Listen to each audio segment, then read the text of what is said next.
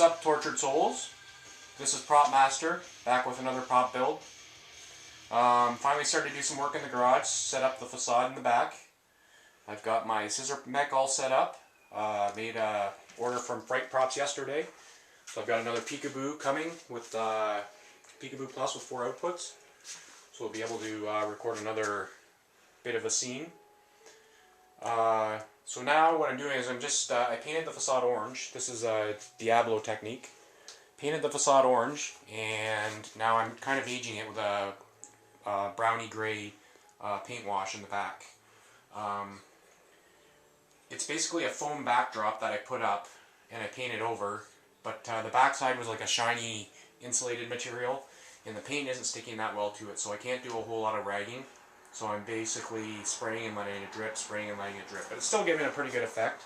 Not quite as good as the one Diablo had, but it's still really, really good.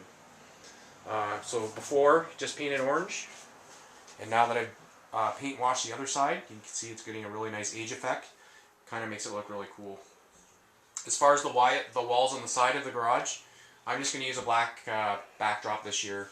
Every year I add a little more, but I'm getting over my budget, and I'm running out of time. I've only got a month left, and with working, really only gives me the weekends to do a lot of stuff on them. So it's kind of where I sit now.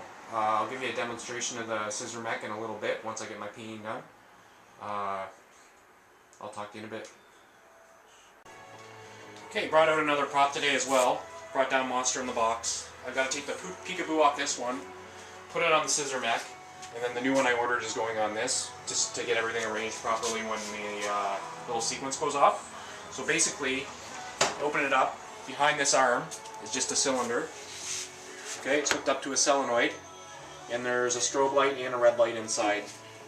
I've got my candles in there too, but just stored them in there last year. So it's painted a green and black, so it looks really good under the lights. The mini strobe, or the mini spotlights. I'll show you the back side. So on the back, there's the Peekaboo that controls the whole sequence, the monster growling, the cylinder going up and down. I'll show you, when I get my new one, I'll show you how to program one. Pretty easy to do. And then I'll show you how I'm setting everything up. So just another prop I brought down today.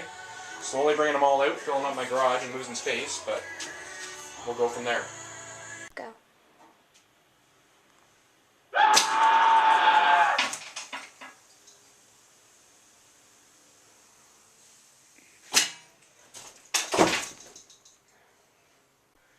Alright, making a big mess in my garage today.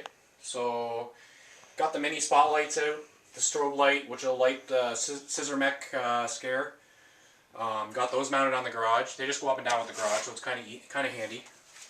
So, if you turn around, got the walls complete, well, almost complete. I still got to do some black shading around the edges. The paint wasn't completely dry when I tried to do the wash, so it kind of took away some of the orange.